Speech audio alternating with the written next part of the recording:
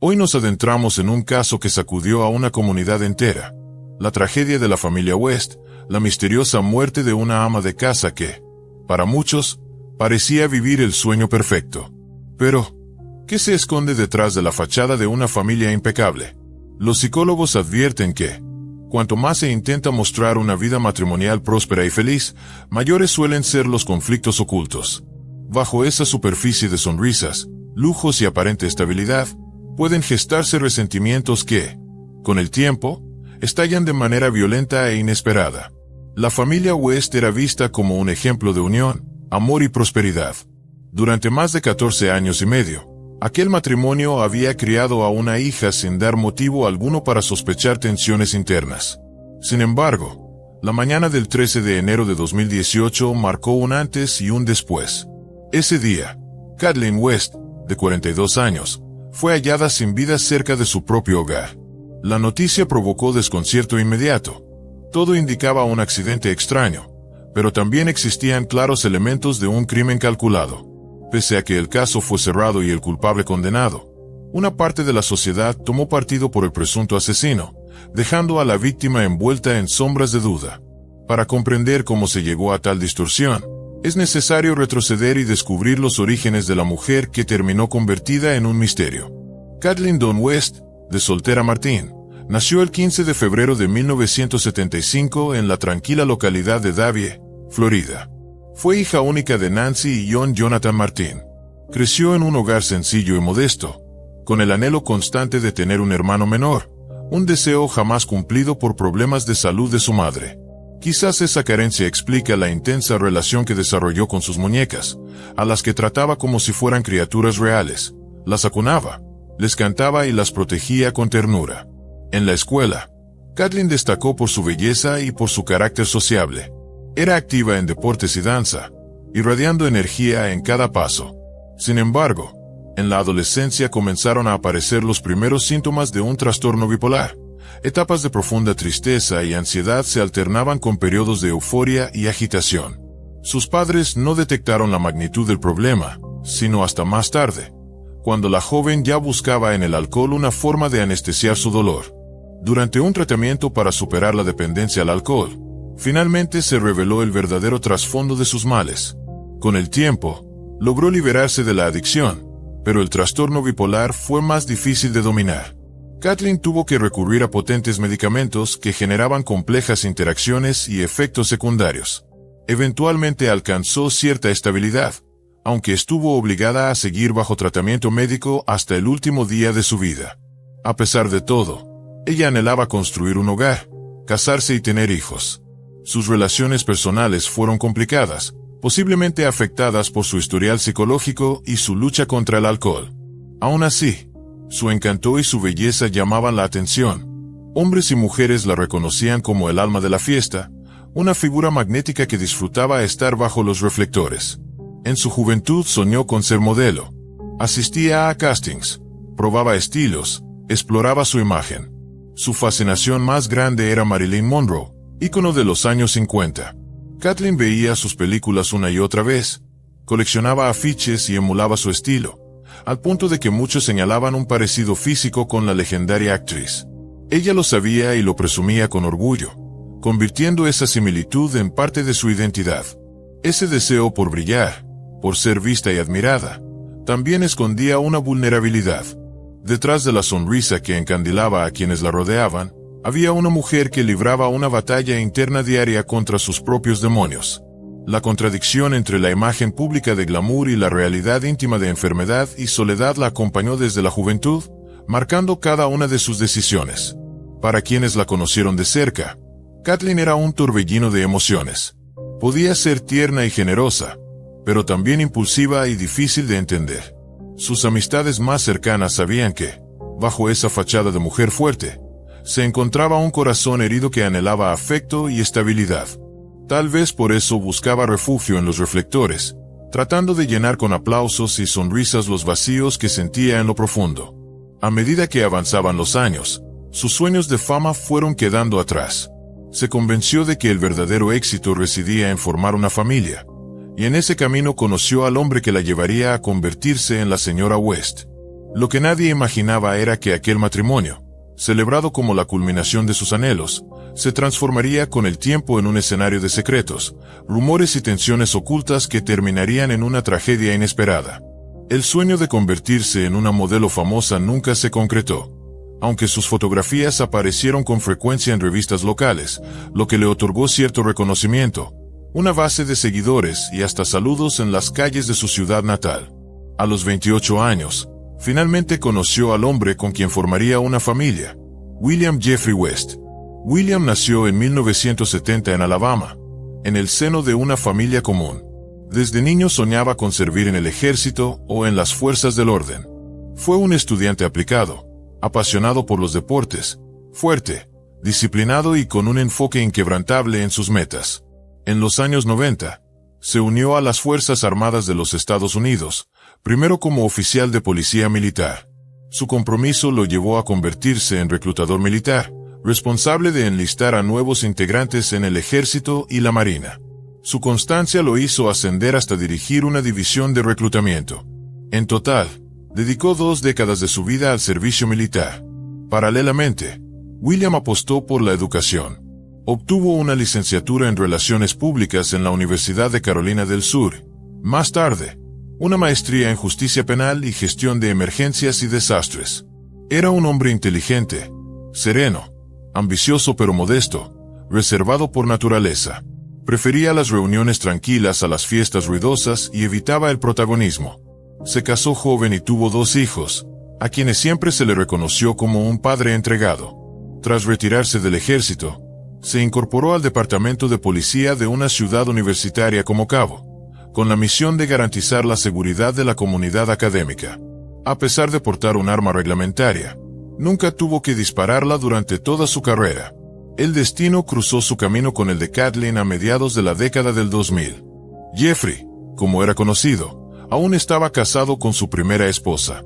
Parecía improbable que un hombre serio, disciplinado y callado pudiera conectar con una mujer extrovertida, llamativa y amante de la atención. Sin embargo, entre ellos surgió una atracción inmediata. Ni la diferencia de 5 años de edad, ni la situación matrimonial de él, ni las recaídas ocasionales de Kathleen en su lucha contra el alcohol fueron obstáculos. Jeffrey pronto pidió el divorcio. En menos de 5 meses de conocerse, se casaron en una capilla de Las Vegas en 2005. Ese mismo año, la pareja recibió a su única hija, una niña a la que llamaron Lola. Decidieron establecerse en Cera, Alabama, el estado natal de Jeffrey, en una acogedora casa hecha a medida.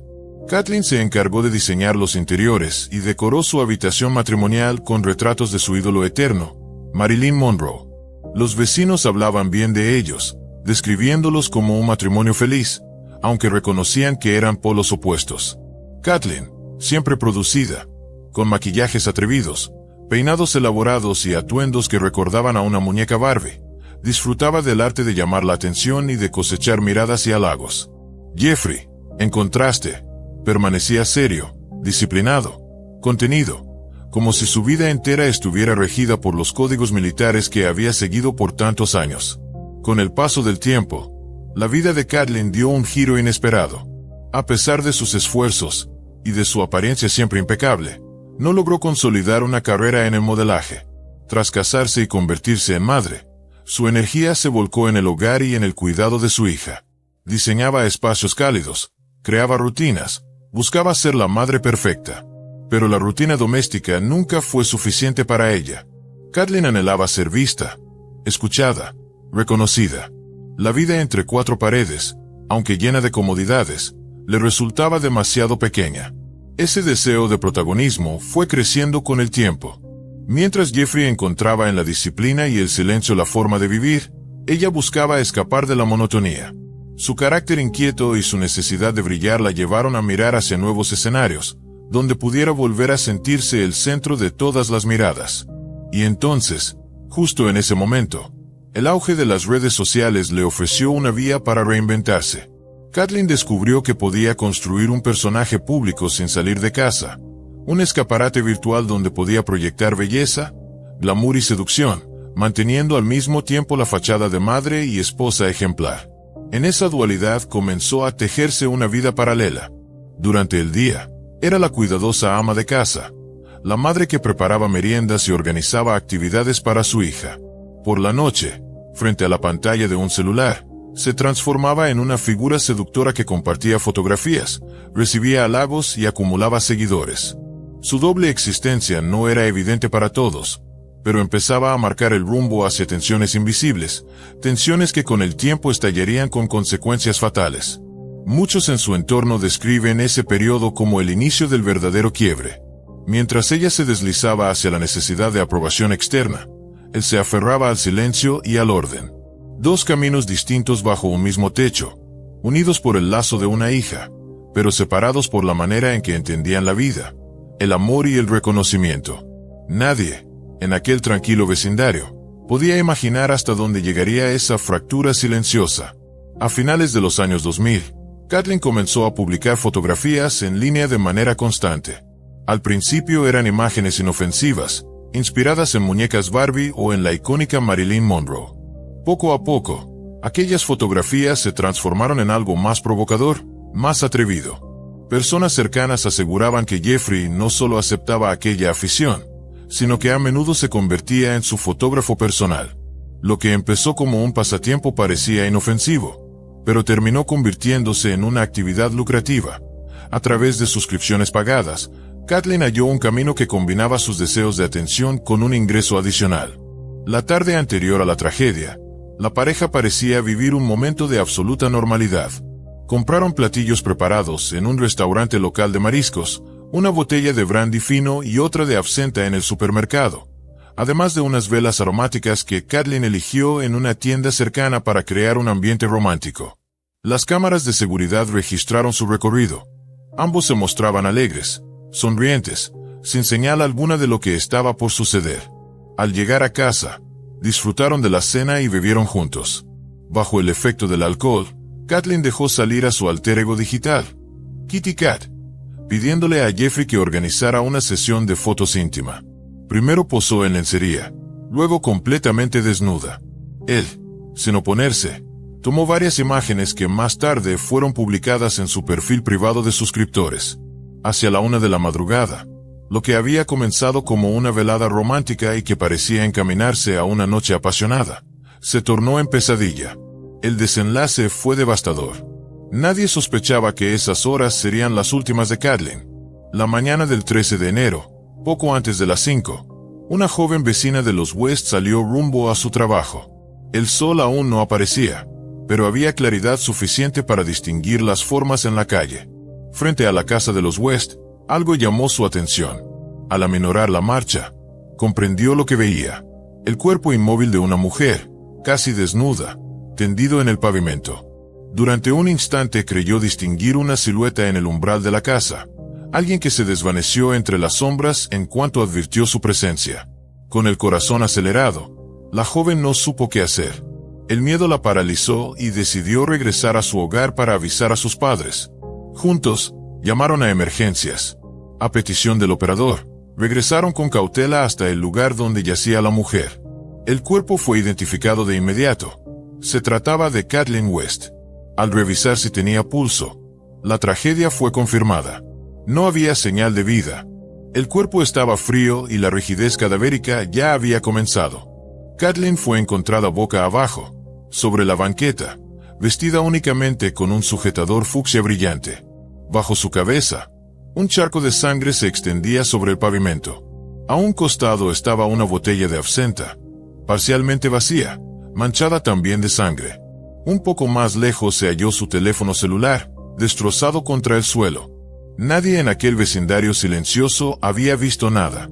Entre la última vez que se reportó el auto de los West alrededor de las 8:30 de la noche, y el hallazgo del cuerpo casi 9 horas después, la oscuridad había cubierto un misterio que solo alguien muy cercano pudo presenciar.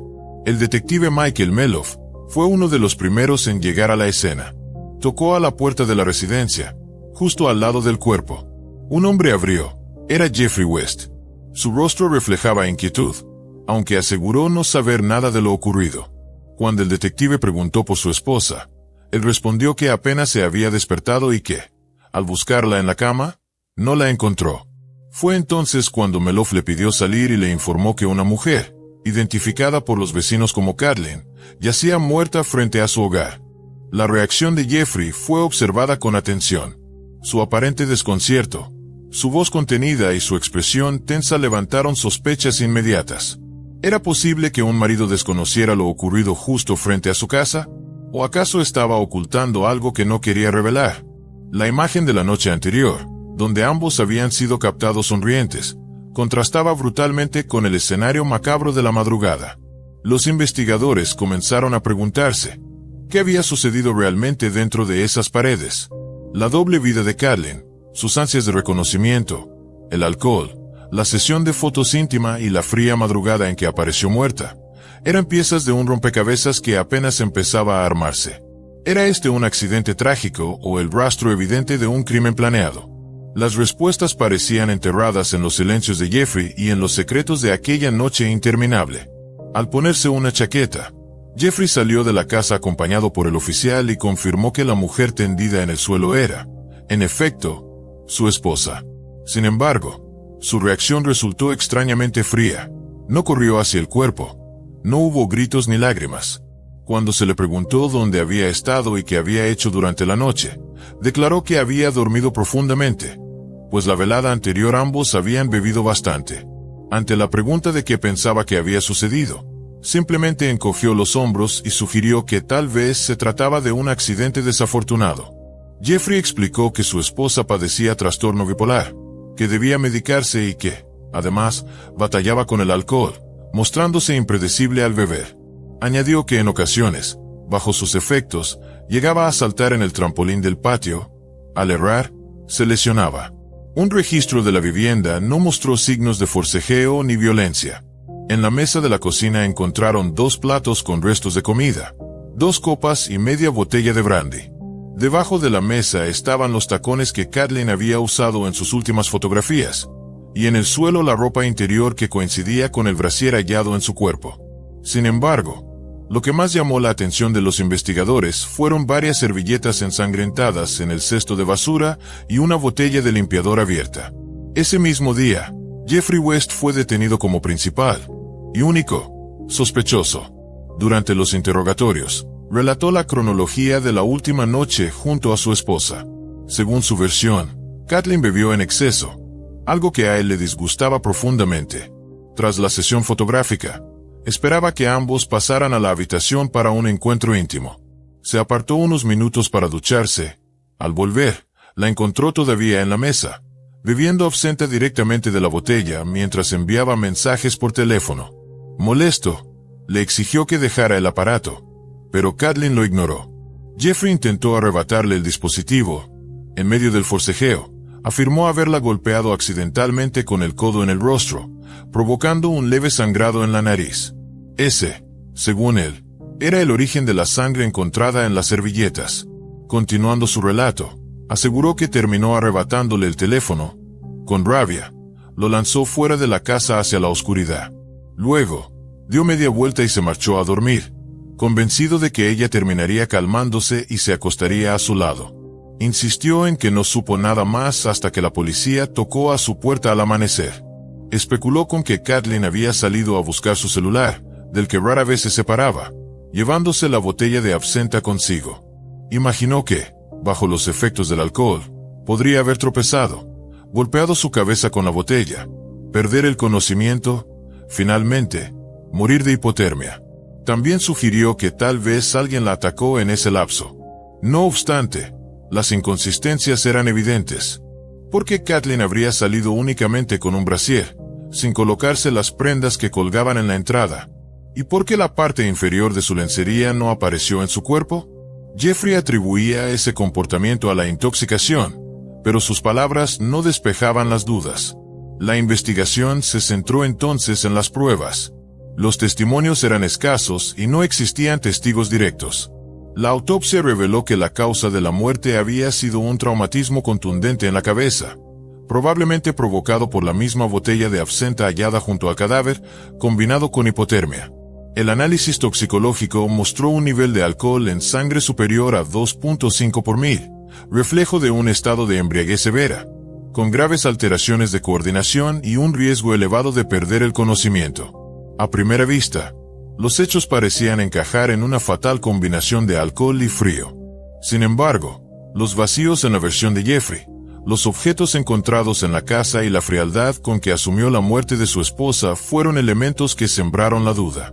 Para los investigadores, aquel caso no era simplemente un accidente. Escondía contradicciones que apuntaban hacia un crimen cuidadosamente disfrazado. Lo que más intrigaba era la ausencia de reacciones emocionales genuinas por parte de Jeffrey. Mientras vecinos y conocidos recordaban a Kathleen como una mujer llena de vida y energía, su esposo se mantenía inexpresivo, casi mecánico, frente a la tragedia. Esa distancia emocional se convirtió en uno de los elementos más discutidos por los fiscales, quienes veían en ella el reflejo de un hombre que sabía más de lo que admitía. El rompecabezas apenas comenzaba a armarse. Cada detalle de aquella noche, cada objeto encontrado en la escena y cada palabra de Jeffrey se analizaron minuciosamente, intentando descifrar si Kathleen había sido víctima de un accidente autoinfligido por la embriaguez, o si, en realidad, la mano de su marido había sellado su destino bajo la apariencia de un trágico error. Todo parecía encajar en una explicación sencilla. Kathleen, severamente intoxicada, habría salido de la casa en busca de su teléfono, llevando consigo la botella de absenta. En medio de la confusión, habría perdido el equilibrio, caído, golpeado su cabeza contra la botella y quedado inconsciente, muriendo luego por la lesión y la exposición al frío. La escena parecía corroborar esta hipótesis. La botella manchada de sangre se hallaba junto a su cabeza, y el celular, la posible causa de su salida, estaba cerca. Sin embargo, para los investigadores aquel escenario resultaba demasiado simple, casi escenificado. Los peritos concluyeron que la lesión en la cabeza había sido provocada con la misma botella hallada al lado del cadáver. Los análisis forenses añadieron un detalle revelador. Si la caída hubiera sido accidental, la botella se habría desplazado o rodado, no permanecer paralela al cuerpo de Kathleen. Además, tanto sus huellas como las de Jeffrey estaban marcadas en el vidrio, junto con otras borrosas que no pudieron ser identificadas. El hallazgo de servilletas ensangrentadas y de un frasco de limpiador abierto en la vivienda llevó a los agentes a otra conclusión, la que después sería presentada en el tribunal como la única teoría plausible. Según esta, la pareja discutió por la obsesión de Kathleen con sus seguidores en línea. En un arranque de ira, Jeffrey la golpeó con la botella, causándole la herida fatal. Al darse cuenta de lo que había hecho, intentó encubrirlo.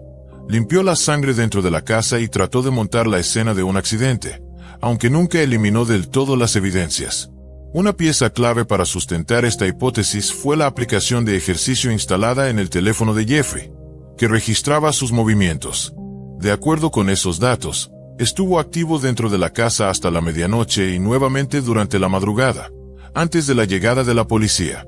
Esto contradecía su versión de haber dormido sin interrupciones. La sospecha era clara. Esos desplazamientos correspondían a intentos de ocultar pruebas. Sin embargo, otra línea de investigación emergió. La joven vecina que descubrió el cuerpo recordó haber visto una silueta masculina en el umbral de la casa, justo antes de desvanecerse en la penumbra. No pudo asegurar si se trataba de Jeffrey o de otra persona, ni si aquel individuo entró nuevamente al inmueble o se perdió en la calle. Este dato llamó la atención, considerando que Kathleen, bajo el seudónimo de Kitty Cat, tenía decenas de admiradores en línea que pagaban por ver sus fotos provocativas. ¿Y si alguno de esos seguidores había intentado acercarse en la vida real? En efecto, Kathleen solía recibir mensajes privados de hombres, algunos con insinuaciones directas, aunque siempre mantenía la distancia. La investigación reveló que no había recibido amenazas explícitas ni evidencias de acoso. Aquellos fanáticos más insistentes vivían en otros estados y tenían coartadas comprobadas, lo que descartaba su participación. Aún así, un misterio persistía. En la entrada de la casa se encontraron huellas de calzado que no pertenecían a ninguno de los West. Se perdían en el césped y no se pudo rastrear su origen. ¿Había sido Jeffrey quien atacó a su esposa, como sostenía la fiscalía? Vecinos, amigos y familiares describían a la pareja como estable y próspera. Jeffrey, aunque consciente de la faceta oculta de Kathleen, la consideraba un pasatiempo sin importancia. Para su círculo social, ella era una ama de casa devota. Para sus seguidores, una mujer atrevida bajo un disfraz virtual. Cuando se le preguntó si alguna vez había sido violento, Jeffrey lo negó con firmeza, insistiendo en que amaba demasiado a su esposa para lastimarla. Aún así, surgieron pruebas de tensiones crecientes. Una conversación por mensajes de texto del 12 de enero resultó reveladora. Un intercambio en el que la pareja discutía intensamente sobre sus hábitos, sus resentimientos acumulados y la creciente distancia emocional que los separaba. Ese registro digital se convirtió en una ventana directa al conflicto interno de los West, un eco de lo que pudo ser el detonante de una tragedia irreversible. En aquel punto, la investigación se bifurcaba. De un lado, la teoría de un crimen pasional cometido por el esposo. Del otro, la posibilidad de una tercera persona vinculada al mundo oculto de Kathleen. Dos hipótesis, dos caminos que los fiscales y la defensa explorarían hasta las últimas consecuencias, mientras la figura de Kathleen se desvanecía entre el recuerdo de la mujer sonriente de las fotografías y la víctima de un enigma mortal. En una acalorada discusión, Kathleen reprochó a Jeffrey su falta de vitalidad y temperamento, insinuando incluso que tal vez no eran compatibles como pareja. Aún así, a pesar de las pruebas forenses y de los indicios reunidos, lo cierto es que la culpabilidad de Jeffrey nunca pudo establecerse de manera directa, sino únicamente a través de interpretaciones. Tras su arresto, no solo sus padres, sino también su hija y sus suegros se unieron en su defensa, convencidos de su inocencia y seguros de que jamás habría dañado a su esposa. Después de ser detenido, se le impuso a Jeffrey una fianza de $500,000, una cifra inalcanzable para él, lo que significó que tuvo que permanecer en prisión preventiva durante casi 3 años hasta el inicio del juicio. En ese tiempo, se le ofreció un acuerdo: admitir su responsabilidad en la muerte de Kathleen a cambio de una reducción significativa de condena. Jeffrey se negó rotundamente, reafirmando una y otra vez su inocencia. El juicio, que comenzó en noviembre de 2020, atrajo una amplia cobertura mediática, en parte por la doble vida de Kathleen y la notoriedad que había alcanzado en línea. Esa atención ejerció una fuerte presión sobre jueces y jurados. A esas alturas, la posibilidad de la intervención de una tercera persona había sido descartada oficialmente. La fiscalía sostuvo que todas las pruebas apuntaban al esposo. En un arrebato de celos y bajo los efectos del alcohol, lo acusaban de haber golpeado a Kathleen con la botella, causándole la herida mortal. Posteriormente, en pánico, habría intentado simular un accidente y limpiar la escena, eliminando rastros de lo sucedido dentro de la casa. Por su parte, la defensa sostuvo que la muerte había sido un accidente trágico, señalando que el nivel de alcohol en sangre de Kathleen era tan alto que comprometía gravemente su equilibrio y coordinación. En el juicio, el testimonio más inesperado fue el de la madre de Kathleen, quien salió en defensa de su yerno. Describió a su hija como excéntrica, compleja y temperamental, pero insistió en que Jeffrey siempre la había amado profundamente. Suplicó además al tribunal que pensara en su nieta Lola, una niña que ya había perdido a su madre y que corría el riesgo de perder también a su padre. El 11 de enero de 2021, el jurado dictó veredicto de culpabilidad por homicidio involuntario. Jeffrey West fue sentenciado a la pena máxima, 13 años de prisión. Con el tiempo que ya había pasado en custodia preventiva, la condena efectiva sería menor. La ironía resultaba dolorosa. De haber aceptado el acuerdo inicial, Jeffrey probablemente ya estaría en libertad.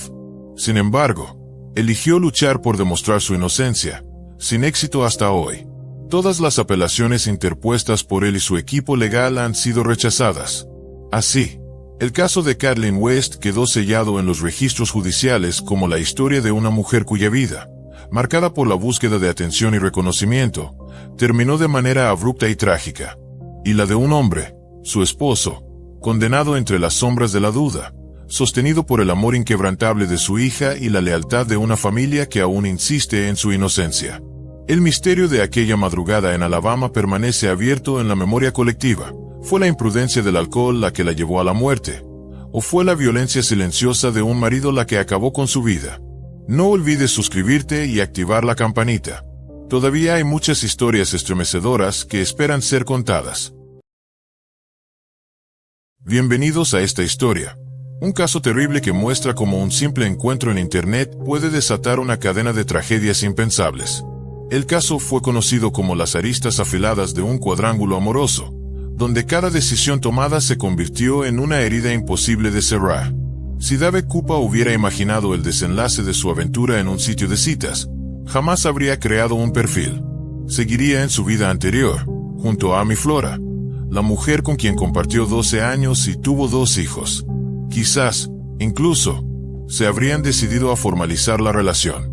Después de todo, a pesar de la separación, ambos mantenían una relación cordial, unidos por el amor a sus pequeños, organizando vacaciones en familia y cumpliendo sus deberes parentales con esmero. Era 2011 cuando Dave comenzó una nueva etapa, y para el verano de 2012 sintió que estaba listo para conocer a otras mujeres.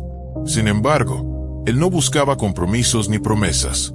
Su intención era sencilla: encuentros casuales, relaciones ligeras, sin planes de futuro.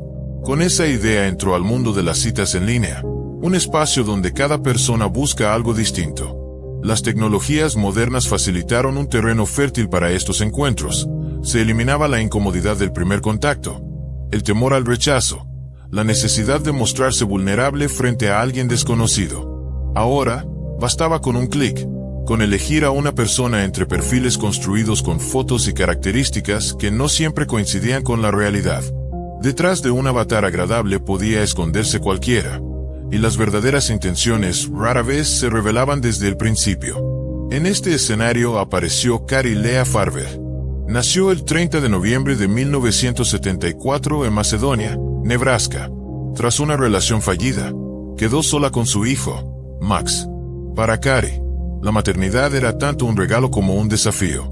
Amaba profundamente al niño, pero hubo momentos en que la oscuridad la vencía. Llegó a pasar un mes entero en cama, sumida en una depresión profunda, mientras su madre, Nancy Rainey, cuidaba del pequeño. La convivencia difícil con el padre de Max, junto a las presiones de la vida, terminaron por quebrar su estabilidad. A los 20 años, Cari fue diagnosticada con trastorno bipolar, un padecimiento que divide a la persona en extremos. En ocasiones, la euforia y la energía la llenaban de vitalidad. Otras veces caía en un pozo de tristeza, ira o agotamiento. Pese a todo, la medicina logró darle un respiro. Con un tratamiento adecuado, Cari pudo llevar una vida relativamente estable. Aunque siempre estaba esa duda, ese anhelo de una pareja que la acompañara, pero también el temor de atarse a alguien que pudiera convertirse en fuente de dolor. Cari provenía de una familia unida y amorosa. Tenía una visión activa de la vida, practicaba deporte y soñaba con dedicarse a la medicina. Sin embargo, al enfrentarse a la sangre en sus primeras prácticas en la universidad, se desmayó. Aquella experiencia la obligó a renunciar a su sueño y cambiar de rumbo. Estudió programación. En el otoño de 2012, en Omaha, ciudad cercana a su natal Macedonia, recibió una oferta laboral difícil de rechazar. Era el inicio de una nueva etapa, una oportunidad para mejorar sus condiciones, quizás volver a creer que podía construir un futuro diferente para ella y para su hijo. Cari, con su carácter fuerte y a la vez vulnerable, era una mujer compleja. No temía a los retos, pero las sombras de su mente siempre estaban presentes, acechándola.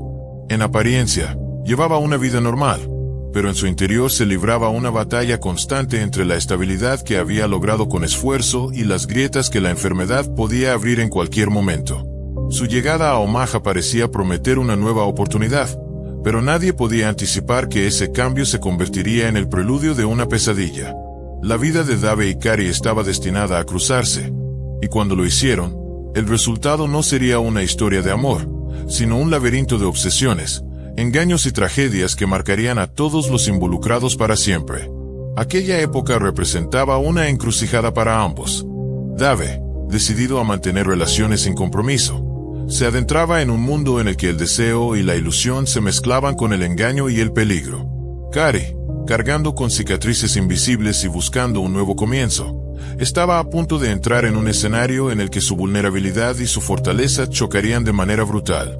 Dos caminos que nunca debieron cruzarse se encontraron en el lugar y el momento equivocados.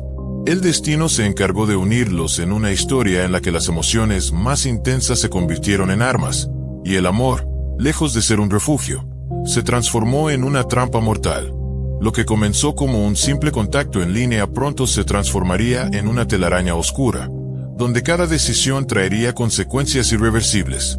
Las oportunidades que se abrían para Cary eran prometedoras, y por eso aceptó aquel empleo. Su hijo, Max, ya cursaba la secundaria y no quiso abandonar su entorno familiar. Prefirió quedarse con su abuela en Macedonia. Cary, entonces, se trasladó a Omaha para iniciar esta nueva etapa. Su amiga Amilon recordaba que Cary tenía una presencia única. Cuando entraba en una habitación, todas las miradas se posaban en ella, atraídas por su carisma y su sonrisa radiante. Tal vez eso mismo fue lo que cautivó a Dave Koopa. En noviembre de 2012, sus caminos se cruzaron en un taller mecánico donde Dave trabajaba. Cary llevó su Ford Explorer para una revisión, y en ese momento Dave no pudo evitar sentir una fuerte atracción hacia ella. Ella me estaba mostrando algo dentro del auto. Estábamos muy cerca, y había tensión, recordó después. Esa chispa inicial no tardó en convertirse en una cita, que rápidamente los llevó al departamento de Dave. Sin embargo, la intimidad del encuentro se vio interrumpida por múltiples llamadas y mensajes de una mujer llamada Liz, quien incluso apareció en el lugar para recoger algunas pertenencias que había dejado allí. Dave explicó a Cary que Liz Golar había sido su pareja, a quien conoció en un sitio de citas unos 6 meses antes. Aunque habían salido por un tiempo, la relación se desgastó porque Liz era demasiado posesiva. Él aseguró que ese comportamiento sofocante había sido la causa de la ruptura. Cary mostró comprensión. No le sorprendía encontrar rastros del pasado sentimental de Dave, pues todos cargan con equipajes de historias que, de cuando en cuando, vuelven a aparecer. Pero para Liz no fue fácil ver a otra mujer en la vida de Dave, y mucho menos en su departamento. Pocas semanas después de mudarse a Omaha, Cary empezó a salir con Dave. Ambos hablaron con franqueza desde el inicio. No querían compromisos, solo un romance breve y sin ataduras. Dave había conocido antes a Sana Elizabeth Golar, mejor conocida como Liz. Ella había nacido en 1975 en Michigan. Al principio, a él le agradaba su compañía. Liz aseguraba no buscar una relación seria, ya que como madre debía priorizar el cuidado de sus hijos. Coincidía con Dave en ese aspecto. Ambos tenían hijos de edades similares. Sin embargo, él pronto notó que Liz no era la pareja que deseaba. La consideraba poco cultivada, carente de intereses que estimularan una conversación profunda. La relación, en lugar de nutrirse de complicidad, se redujo con el tiempo a encuentros superficiales. Liz empezó a mostrarse cada vez más inquisitiva sobre los movimientos de Dave, cuestionando con quién estaba y qué hacía. Él le recordaba una y otra vez que no había exclusividad, que cada uno podía ver a otras personas libremente. Le daba incluso la libertad de salir con otros hombres, pero eso no calmaba los celos de Liz. Lo que más la carcomía era la relación cercana que Dave mantenía con Amy, la madre de sus hijos. Liz no comprendía cómo, tras la separación, ambos podían seguir unidos en un vínculo cordial. Esa incomodidad creció hasta el punto de volverse insoportable. Las actitudes de Liz obligaron a Dave a distanciarse poco a poco, y fue entonces cuando Cary apareció como un nuevo horizonte en su vida. Cary era distinta, inteligente, elegante, con temas de conversación inagotables. Para Dave, hablar con ella era como descubrir un tesoro. Sentía que había ganado la lotería, confesó. Mientras más tiempo pasaban juntos, más convencido estaba de que su conexión era especial. En contraste, Liz intensificaba sus intentos por llamar la atención. Mensajes, llamadas, correos que se acumulaban día tras día. Pero Dave no estaba dispuesto a renunciar a la compañía de Cary ni de ninguna otra mujer que quisiera conocer. En cuestión de semanas, Cary comenzó a quedarse con frecuencia en el departamento de Dave. La cercanía era natural, y además se adaptaba perfectamente a sus horarios y rutinas. Para él, era cómodo y estimulante tenerla cerca, mientras Liz se hundía en la desesperación de saberse desplazada. Las dinámicas estaban cambiando rápidamente. Dave se sentía renovado, fascinado con la frescura y la inteligencia de Cary, mientras Liz no podía aceptar la pérdida de terreno. Los sentimientos de cada uno empezaban a chocar con fuerza, creando una tensión invisible, pero cada vez más peligrosa. Nadie sospechaba que esta aparente historia de encuentros casuales estaba a punto de convertirse en un torbellino de obsesión y violencia. Los celos de Liz, su incapacidad de aceptar el fin de la relación, fueron el inicio de una espiral que pronto envolvería a todos los involucrados. Y en medio de todo, Cari y Dave, sin saberlo, caminaban directo hacia una trama que desbordaría los límites del deseo y el miedo, hasta convertirse en un caso criminal que estremecería a todos los que lo conocieron. Ese triángulo, marcado por pasiones, resentimientos y heridas, pronto se transformaría en algo más oscuro, una batalla en la que nadie saldría ileso, y donde el amor, lejos de ser refugio, se tornaría en el arma más letal. Para Dave, compartir tiempo con Cari se había convertido en algo cotidiano y agradable. Ella parecía no buscar compromisos, sino simplemente disfrutar el momento, vivir el presente con ligereza. Sin embargo, en diciembre de 2015 ocurrió un hecho perturbador. Liz recibió un disparo. Aunque la herida no fue mortal, la mujer estaba convencida de quién podía haber estado detrás de aquel ataque. Esto no puede seguir así. Tengo que hacer algo al respecto, pensó Liz. Retrocedamos a noviembre de 2012. El día 13, antes de irse a trabajar, Cari besó a Dave y le prometió verlo más tarde. Esa sería la última vez que él la vería con vida. A las 9:45 de la mañana, mientras se encontraba en el taller, Dave recibió un mensaje de ella que lo dejó perplejo. Cari decía que quería mudarse con él de manera permanente. Aquella petición lo desconcertó profundamente, pues ambos habían acordado previamente no precipitar la relación. Estaban cómodos como estaban. Él respondió con suavidad, asegurándole que no estaba preparado para ese paso. La contestación que recibió lo desarmó. Un torrente de insultos y groserías que lo dejaron en shock. Al volver a su departamento, notó que todas las pertenencias de Cari habían desaparecido. Pensó entonces que ella había tomado la decisión de terminar con todo. Ese mismo día lo eliminó de su lista de amigos en Facebook. Para Dave, parecía ser el final. Pero apenas era el inicio de una pesadilla. Los mensajes comenzaron a llegar con furia. Decenas de textos y correos electrónicos diarios en los que Cari lo insultaba, lo amenazaba y prometía destruir su vida. Cada palabra era una daga cargada de odio. No era el estilo de ella. Cari siempre había sido responsable y puntual, pero ahora ni siquiera se presentó a trabajar, algo impensable en su carácter. Pronto, los mensajes no solo llegaron a Dave, sino también a su madre y a su hijo de 15 años. A ellos les escribió que había conseguido trabajo en Kansas, que planeaba llevarse a Max, aunque por el momento prefería estar sola para superar una relación fallida. En mayo de 2013, una publicación en el perfil de Facebook de Cari inquietó aún más a todos. Era extensa y en ella afirmaba: "He respondido suficientes preguntas, estoy cansada de que me acosen.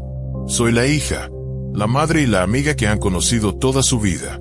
Me fui por decisión propia y no pienso regresar todavía. Tengo derecho a hacerlo. Soy una mujer adulta. Cuando esté lista volveré. Lo siento por el dolor que causé". Sus palabras parecían un intento desesperado por justificar su ausencia. El tiempo siguió corriendo, pero Cari nunca apareció.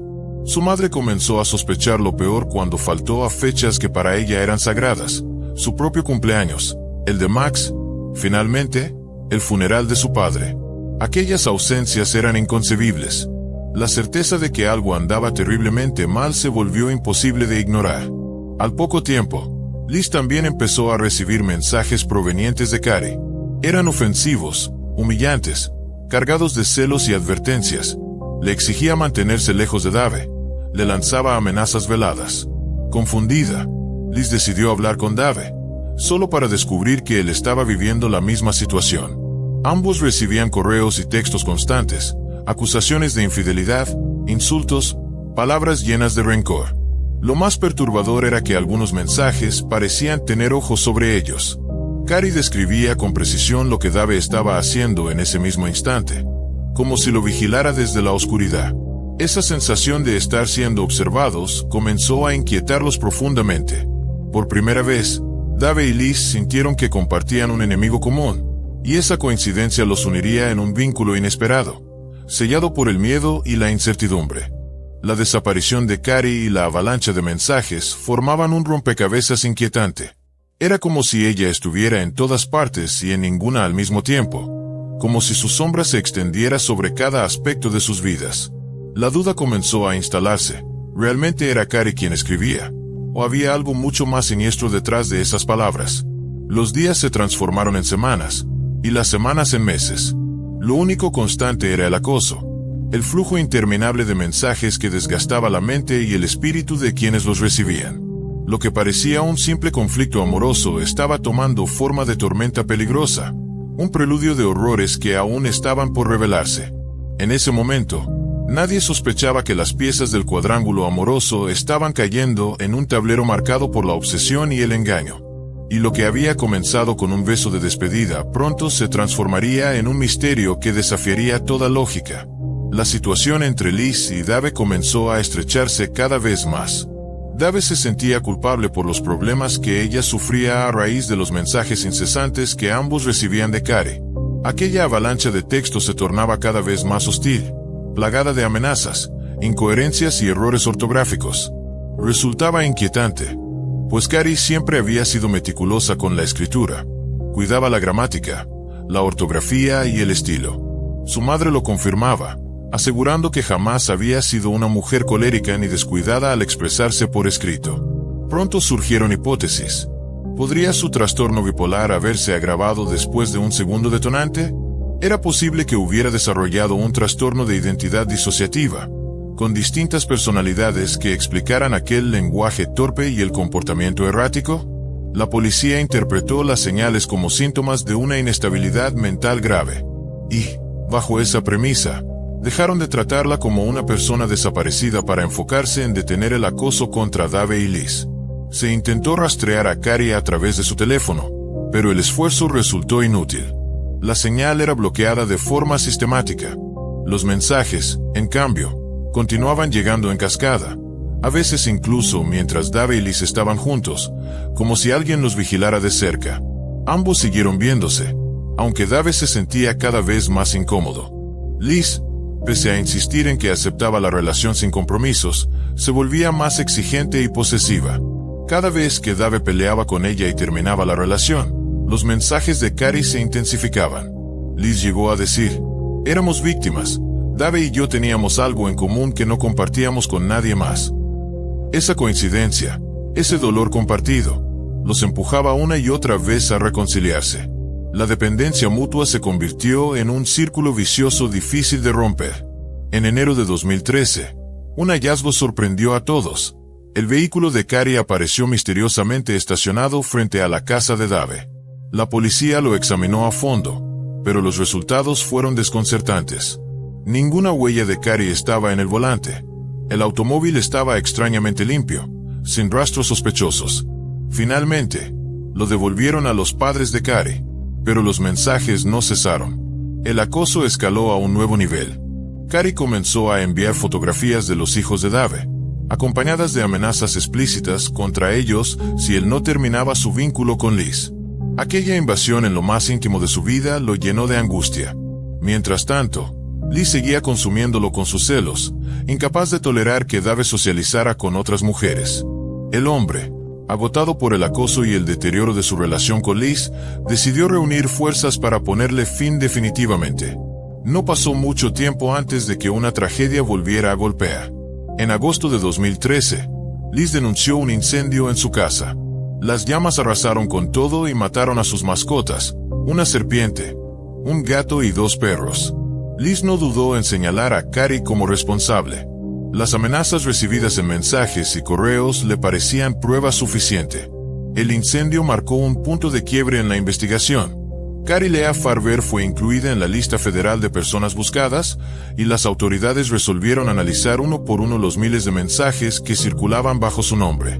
Los teléfonos de Liz y Dave fueron incautados como evidencia. Dave, convencido de que su vida estaba en riesgo, decidió comprar un arma para protegerse. No era una exageración. Alguien había vandalizado el taller mecánico donde trabajaba, e incluso lanzaron un ladrillo contra la ventana de su casa. La amenaza se sentía cada vez más cercana. El círculo de víctimas comenzó a expandirse. Amy Flora, la madre de los hijos de Dave, empezó a recibir mensajes amenazantes de Carey. Nadie parecía estar a salvo. La sombra de la mujer, real o imaginaria, se extendía sobre todos, como si su furia buscara devorar a cualquiera que formara parte de la vida de Dave. Las autoridades se encontraban atrapadas en un laberinto de sospechas y mensajes electrónicos imposibles de rastrear. Mientras tanto, los protagonistas de este drama vivían con el miedo constante de que cualquier día, cualquier momento, se convirtiera en el siguiente blanco de un ataque directo. El caso de Cari no era solo un misterio de desaparición. Era un rompecabezas macabro en el que la obsesión, los celos y la manipulación se mezclaban con violencia real. Y con cada paso, la línea entre víctima y victimario se volvía más borrosa. Dave continuaba pasando tiempo con sus hijos, lo que implicaba ver con frecuencia a Amy. Aquello despertó sospechas en la policía. ¿Cómo era posible que una mujer que apenas había salido con él un par de semanas lo hubiera acosado durante 3 años, hostigando además a sus exparejas? Nada de eso tenía sentido. Mientras tanto, la familia de Cari Farber no se rendía. Seguían buscándola sin descanso, utilizando todos los medios a su alcance, convencidos de que algo terrible había sucedido. Fue en la primavera de 2015 cuando el caso tomó un nuevo rumbo. Los detectives Ryan Avis y Jim Datty se ofrecieron voluntariamente a investigar la desaparición de Cari. Tras revisar el expediente, llegaron a una conclusión inquietante. No había ninguna prueba de que Cari estuviera viva. Uno de ellos declaró a ABC News: "No es normal que un adulto desaparezca sin gastar ni un centavo. Nadie la ha visto. Nadie ha escuchado su voz. No tiene sentido. Ella tenía un buen ingreso, una casa agradable. No puedo probar que siga con vida". Con la ayuda de Anthony Cava, administrador forense digital de la oficina del sheriff del condado de Pottawatomie, revisaron los datos extraídos de los teléfonos de Dave y Liz en 2013. Cava reveló cifras escalofriantes: más de 50,000 mensajes de texto y 15,000 correos enviados supuestamente por Cari durante 3 años. Sin embargo, el análisis arrojó algo más perturbador. Quien estaba detrás de aquella suplantación sabía exactamente lo que hacía. La persona ocultaba su dirección IP, manipulaba identidades falsas y utilizaba programas especializados. Era evidente que no se trataba de alguien improvisado. En diciembre de 2015, Liz volvió a contactar a la policía. Esta vez denunció que había sido baleada en la pierna, justo en la puerta de su casa. Lo más sorprendente fue su acusación. Aseguraba que no era Cari, sino Amy Flora, la madre de los hijos de Dave, quien la había atacado. Al mismo tiempo, Dave descubrió que le faltaba un arma, y sospechó que Amy pudo haber tenido acceso a ella. ¿Sería posible que Amy estuviera detrás de la desaparición de Cari y de todo el acoso? La teoría encajaba con algunas piezas. Amy, frustrada tras la separación, quizá había decidido vengarse y deshacerse de cualquier mujer que se interpusiera entre ella y Dave. Su cercanía por los hijos en común, sumada a las nuevas relaciones de él, podría haber alimentado resentimientos ocultos. No parecía descabellado. La policía no tardó en actuar. Amy fue interrogada, pero para sorpresa de todos, contaba con un sólido alibi. Varias personas confirmaron que no estaba en casa de Liz al momento del ataque. El caso volvía a enredarse. Los avances llegaron por otra vía.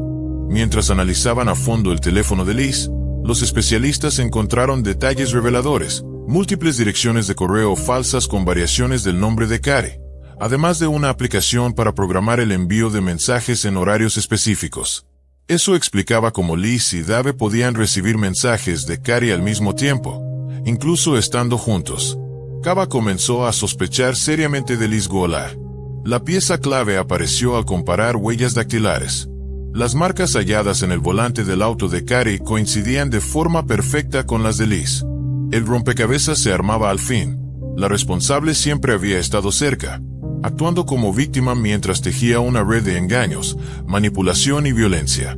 El hallazgo confirmaba la magnitud del peligro. Liz no solo había usurpado la identidad de Cari durante años, sino que podía haber perjudicado a más personas de lo que se creía. Una certeza quedaba clara: el caso debía resolverse de inmediato. La prioridad era no alertarla, pero también encontrar la manera de atraparla en el momento justo. Los detectives sabían que necesitaban una estrategia arriesgada, algo capaz de desestabilizar a Liz y hacerla cometer un error. Decidieron entonces inventar una historia, un engaño que, si funcionaba, pondría en evidencia la verdadera naturaleza de aquella mujer. Lo que estaba en juego ya no era solo justicia para Cari, sino también la seguridad de todos los que habían quedado atrapados en la telaraña de Liz. Los detectives jugaron su última carta. Simulando que Amy seguía siendo la principal sospechosa, le hicieron creer a Liz que la investigación apuntaba en otra dirección. Ella mordió el anzuelo de inmediato. Estaba exultante, convencida de que al fin podría librarse de otra rival que, según su retorcida lógica, le impedía ser feliz con Dave. Poco después, Liz entregó a la policía un correo electrónico que, supuestamente, había sido escrito por Amy. En él, Amy confesaba haber secuestrado a Carrie.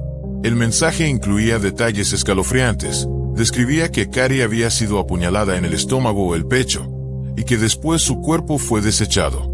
Lo más perturbador era que contenía información íntima sobre el auto y la casa de la víctima, datos jamás revelados públicamente. Una portavoz de la investigación fue tajante. Liz proporcionó a los detectives información que solo el verdadero criminal podría conocer. Así, sin darse cuenta, Liz Goulart se incriminó a sí misma. El correo revelaba que el crimen se había cometido dentro del automóvil de Carrie. Esto motivó a los especialistas a revisar el vehículo una vez más. Tras retirar las fundas de los asientos, apareció una mancha de sangre que, al ser analizada, resultó pertenecer a Carrie Farver. Pero la gran pregunta era, ¿cómo logró Liz mantener durante años esa farsa, enviando decenas de miles de mensajes en nombre de Carrie sin despertar sospechas? Algunas fuentes sugieren que Goulart llevaba una doble vida. Además de salir con Dave, mantenía una relación con un hombre llamado Garrett. Fue en la dirección IP vinculada a él donde se originaron muchos de los mensajes enviados bajo la identidad de Carrie. Durante los interrogatorios, Garrett reveló que llevaba tiempo saliendo con una mujer llamada Sana Goulart, a quien muchos conocían simplemente como Liz. Tras el incendio en la casa de Liz, él, por compasión, le ofreció mudarse con sus hijos. Sin embargo, la convivencia pronto se volvió insostenible. Mientras Garrett cuidaba de los pequeños, Liz pasaba horas aislada en su habitación o desaparecía sin dar explicaciones. La revelación lo dejó atónito. La policía le informó que Liz pasaba entre 40 y 50 horas semanales suplantando a Carrie, fabricando correos y mensajes con minuciosa obsesión. Aunque en su habitación no se hallaron pruebas concluyentes, sí se incautaron varios teléfonos y dispositivos electrónicos. Finalmente, en diciembre de 2016, Sana Liz Goulart fue acusada formalmente de asesinato en primer grado. El fiscal del condado describió el caso con crudeza. La mayoría de los homicidios son oscuros. Pero este crimen es tan bizarro que cuesta trabajo creer que en verdad ocurrió. ¿Quién sería capaz de dejar morir a sus mascotas en un incendio provocado por ella misma? ¿Quién se dispararía en el muslo para desviar sospechas? Y, sin embargo, Sana lo hizo. La defensa, encabezada por el abogado James Martin Davis, confiaba en que el caso se derrumbara. Su argumento principal era la falta de pruebas directas. Nunca apareció el cuerpo de Carrie, tampoco el arma homicida, y Liz jamás confesó. Según ellos, sin cadáver, no había delito comprobado. Solicitaron un juicio abreviado, lo que significaba que la culpabilidad sería determinada por un juez y no por un jurado popular. La sala se llenó de evidencias complejas, correos electrónicos, mensajes de texto, registros digitales y peritajes forenses. Entre todo ese mar de datos, la fiscalía resaltó un hallazgo crucial. La cantidad de sangre en el asiento del copiloto del auto de Carrie coincidía con la confesión en la que se hablaba de un apuñalamiento. Pero el golpe definitivo surgió del análisis de un dispositivo olvidado, en la tarjeta de memoria de una tableta, que había pertenecido a Liz y que Dave guardaba sin darle importancia. Los peritos recuperaron archivos borrados. Entre ellos, imágenes que congelaban en píxeles la brutalidad de lo ocurrido. En la tarjeta de memoria recuperada, los peritos encontraron una imagen perturbadora, un pie humano con un tatuaje de símbolo chino. De inmediato, los investigadores supieron lo que significaba. Carrie Farver tenía un tatuaje idéntico. Poco después, su madre confirmó lo inevitable. Ese tatuaje pertenecía a su hija. La prueba fue concluyente. En base a esa evidencia, el juez declaró a Sana Liz Goulart culpable de asesinato en primer grado y la condenó a cadena perpetua sin posibilidad de libertad condicional. Carrie Farver no desapareció por voluntad propia, dijo el juez. Es muy lamentable que haya sido asesinada. Las autoridades creen que Sana mató a Cary movida por los celos, ocultó el cuerpo hasta que comenzó a descomponerse. Posteriormente, lo incineró para destruir toda evidencia. Tras eliminar a su rival, tomó su celular y comenzó a suplantarla, fingiendo que Cary estaba viva, inestable y obsesionada con Dave. Era un plan macabro diseñado para recuperar el control. Y, en un inicio, funcionó. Pero la obsesión de Sana no terminó ahí. Más tarde intentó también inculpar a Amy, la madre de los hijos de Dave. En su propia trampa cayó. No fue la única condena. También se le declaró culpable del incendio provocado en su propia casa en 2013, en el que murieron sus mascotas, crimen que intentó adjudicarle falsamente a Cary. Por ese hecho recibió 20 años adicionales de prisión. Hoy, Sana Golar cumple su sentencia en el Centro Correccional para Mujeres de Nebraska. A pesar de todas las pruebas, ella sigue proclamando su inocencia. Dave Kroupa, el hombre en torno al cual giró esta trágica historia, confesó haber recibido miles de mensajes firmados como si fueran de Cary. Sin embargo, señaló que en todo el tiempo que estuvo con ella jamás percibió actitudes de acoso, lo que sí vivió en carne propia con Sana. En sus palabras, solo quiero que se detenga, que no le haga esto a nadie más. Después de años de sospechas y calumnias, el nombre de Cary Farver fue finalmente limpiado. Ya no era vista como una acosadora inestable, sino reconocida como lo que siempre fue, la víctima de un asesinato cruel. Su madre ha pedido que el recuerdo de Cary se mantenga como el de una mujer alegre, inteligente y talentosa. ¿Y qué fue de su hijo, Maxwell Farver? Según su perfil profesional, siguió los pasos de su madre. Se graduó en Ingeniería de Software y Ciencia de Datos en la Universidad de Iowa, y trabaja como programador. También se casó y formó su propia familia. Quizás el dolor del pasado nunca desaparezca, pero en su nueva vida parece haber encontrado cierta paz. Por su parte, Dave eligió desaparecer de la vida pública. No tiene cuentas abiertas en redes sociales y mantiene un bajo perfil, lejos de la atención mediática. La historia de Cary Farver es un recordatorio brutal de hasta dónde puede llegar la manipulación en las relaciones humanas, y de lo indefensos que podemos ser incluso en entornos que creemos seguros. Es un caso marcado por los celos, la obsesión y la crueldad, pero también por la tenacidad de quienes no descansaron hasta que la verdad salió a la luz.